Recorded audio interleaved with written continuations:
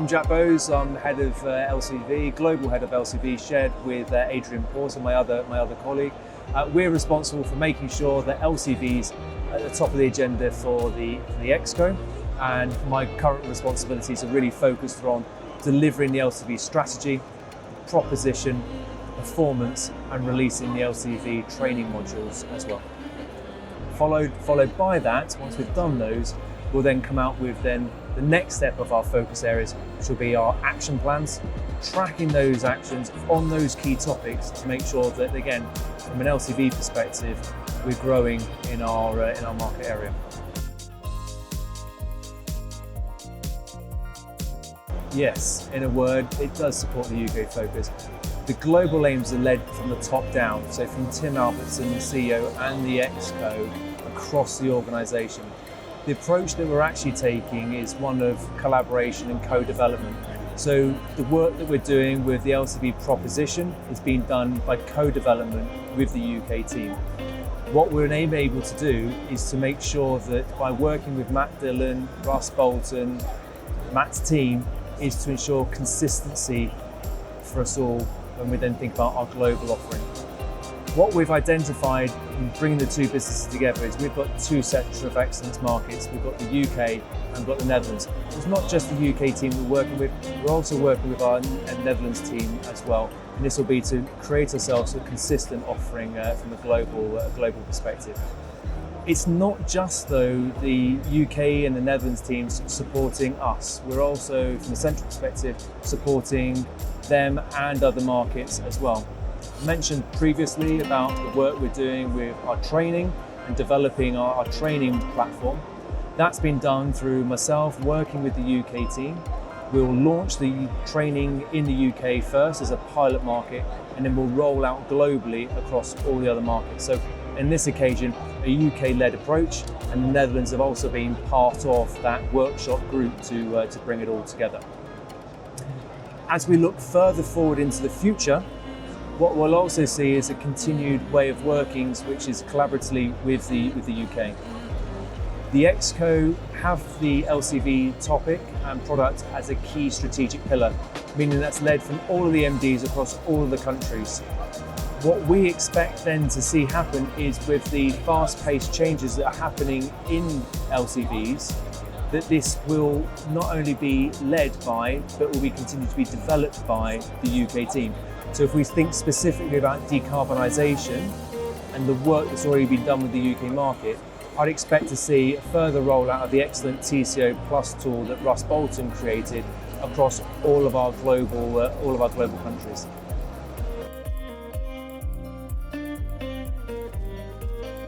Well, we're learning a huge amount. Let's just start with the UK if we can. What we've learned is just how pivotal the UK is to the global offering. The UK is a very advanced country. It's about being able to be consistent then in our approach to rolling out the approach that's been taken in the UK across the other countries.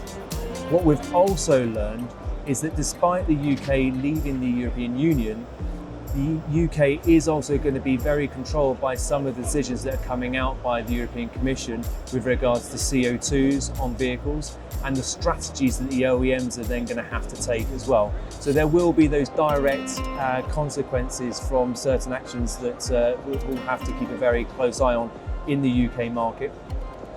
What we've also learned is that working with our international customers, we're able to learn about how they deal with challenges with borders and different regulatory regimes, and we're able to take all those lessons and learnings and create best practices and share those across the different countries.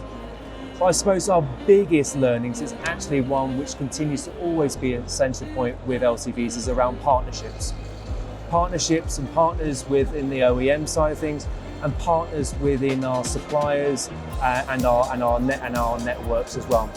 And if I just touch on one key partnership area, it's also around innovation, connectivity, telematics, and we're looking at some of the vehicles here today, but crucially, in-built connectivity of the vehicles. How will that change the marketplace? And we're doing a lot of lesson learning at the moment working with an OEM on a pilot on full-blown connectivity. And where better to do that than in the UK?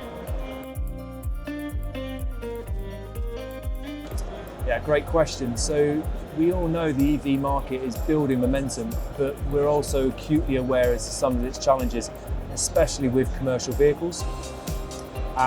Within the UK, we are the leading leasing company, so it's our job really to be working with other industry peers and advising the government on the customers' needs, wants, and actually their challenges as well.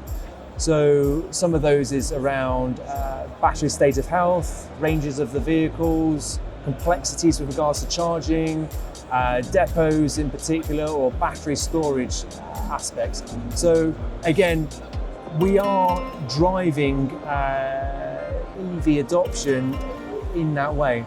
But Ayvens, from a global perspective, is also hugely behind the move to electrification. We've just recently co-signed an agreement with the European Investment Bank, the EIB. It's a 350 million euro co-investment, so 700 million euros in total, over a 3-year period across 4 different countries. Now, whilst that is not necessarily in scope for the UK, those 4 countries are outside, what it indicates is Ayvens as a global business, how much we're looking to focus on the LCVs, but in particular eLCVs, because this is just funding for electric vans only, and that should equate to about 19,000 electric vans.